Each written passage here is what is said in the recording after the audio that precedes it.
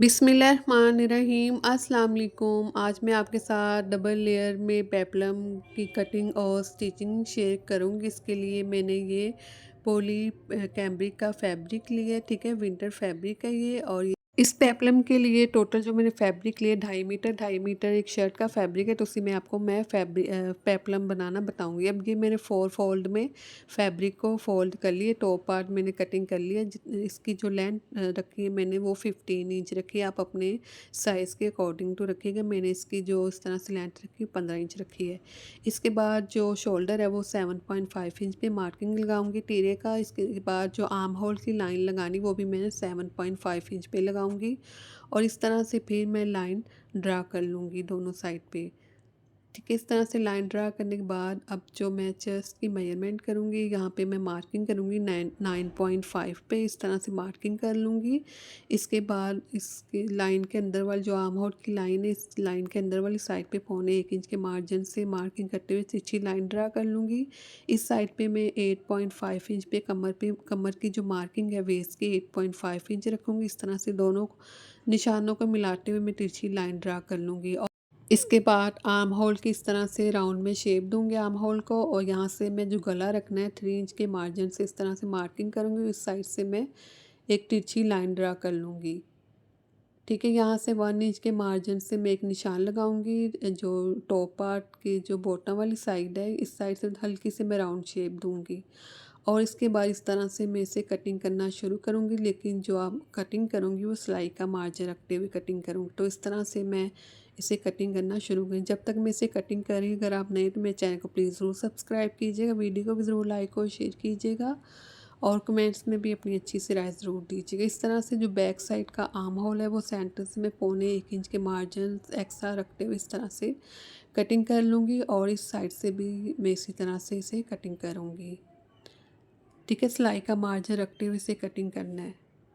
ठीक है, top part यहाँ तक कंप्लीट कटिंग हो चुका है। अब जो बैक साइड वाला गला है वो मैं 3 इंच वेट और 3 इंची मैं 3 इंच वेट और 3 इंची मैं इसकी लेंथ रखती इस तरह से मैं इसे निशान लगाऊंगी। फिर राउंड में ड्रा करूंगी। इसी तरह से इसी आउटलाइन के ऊपर इसे मैं कटिंग कर लूँगी इस तरह से। फिर यहाँ से मैंने इसे कटिंग कर ली है। कटिंग करने के बाद ये स्लीव है, टोटल लेंथ मैंने 17 इंच रखी, 17 इंच रखी। इसके नीचे मैंने ऑर्गेन्जा का फैब्रिक लगाना है। अब यहाँ से मैं 3.5 इंच मार्जिन से, ठीक है, यहाँ पे मार्किंग करूँगी। और इस साइड पे इस तरह से मैं आर्म होल की मार्किंग करूँगी। और इसी साइड पे फिर मैं इसकी सेंटर से एल्बो की मार्किंग करूँगी, क्योंकि मुझे ये बेल्ट स्लीव बनाने हैं। और ये मैं 10 इंच पे करूँगी। इस तरह से 10 इंच पे मार्किंग करने के बाद यहाँ पर भी एक लाइन ड्रा कर लूँगी। ठीक है, जो स्लीव का फैब्रिक इसे भी मैंने 4 फोल्ड में फ़ोल्ड करके रखा हुआ है। यहाँ से मैं सेंटर से अब जो मार्किंग करूँगी 7 इंच पे करूँगी, 7 इंच पे करूँगी।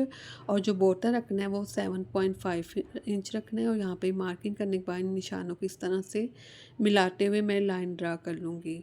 ठीक है, लाइन ड्रा करने के बाद यहाँ से भी मैं इस तरह से इसे आर्म होल की शेप दूँगी। और इसी तरह से इसे भी मैं कटिंग करूँगी। इसे आउटलाइन जो मैंने कटिंग करनी थी वो सिलाई का मार्जिन रखते हुए कटिंग करना है। और कंप्लीट इस तरह से कटिंग करने के बाद अब ये मेरे पास जो जो पेप्लम की जो नीचे वाली साइड है, जो लेयर्स हैं उन्हें मैंने कटिंग कर लिया है। ठीक है, इन्हें कटिंग करते इसलिए इन्हें मैंने सेपरेट कर लिया है। अब जो 3 लेयर में इन्हें मैंने कटिंग किया है। अब जो फर्स्ट लेयर इसकी जो वेट 11 इंच है, 11 इंच है, और लेंथ में मैंने 30 इंच रखा है। दूसरी जो लेयर का फैब्रिक है इसे भी मैंने 11 इंच रखा है, वेट में 11 इंच, और लेंथ में मैंने पहले वाली जो जो लेयर है उससे 10 इंच एक्स्ट्रा रखा है। और जो तीसरी लेयर है इसे भी वेट में 11 इंच रखा है। और जो इसकी लेंथ है वो पहले जो उसकी ऊपर वाली जो लेयर है उससे मैंने 10 इंच एक्स्ट्रा रखा है। तो इस तरह से मैंने 10 इंच जो नीचे वाले दोनों लेयर्स हैं उन्हें 10 इंच एक्स्ट्रा रखा है पहले वाले लेयर से। अब इन बाकी इन फैब्रिक को हटाने के बाद अब ये जो पहली फैब्रिक है, ठीक है, पहले जो लेयर का फैब्रिक है इसके जो किनारे इनको मैं दोनों साइड से फोल्ड करते हुए स्टिच करना शुरू करूँगी। और जो बाकी जो लेयर है उन्हें भी सेम इसी तरह से दोनों साइड से इस तरह से बिल्कुल बारीक सा फोल्ड करते हुए इन्हें मैं स्टिच कर लूँगी। ठीक है, तीनों को। और ये फ्रंट और बैक की दोनों को इसी तरह से मैं स्टिच करूँगी। और इस तरह से अब मैं इसे स्टिच करना स्टार्ट करूँगी। ठीक है, अब ये जो टॉप पार्ट है इसे मैंने इसका जो नेक वो मैंने रेडी कर लिया था। अगर आपने ये नेक सीखना हो तो इसका जो लिंक है इस वीडियो का वो मैं डिस्क्रिप्शन में दे दूँगी। और इस एंड स्क्रीन में भी मैं इसे लगा दूँगी। इसके बाद जो पहली वाली लेयर है इनके ऊपर मैं प्लेट्स डाल लूँगी एक साइड पर और फिर इस तरह से बॉटम पार्ट के साथ स्टिच करना है। फिर पहली वाली लेयर को स्टिच करने के बाद जो दूसरी लेयर इसके भी किनारे वाली साइड पे मैं प्लेट्स डालने के बाद इसे भी इस तरह से स्टिच करूँगी। तीसरी लेयर को भी सेम एज इट इज़ इसी तरह से स्टिच करना, बैक साइड पे भी इसी तरह से स्टिच करना और इस तरह से फिर इनके स्लीव लगाने के बाद बैक साइड से स्टिच करने के बाद इस तरह से मेरी जो डबल लेयर फ्रॉक है पेप्लम है वो रेडी हो चुका है।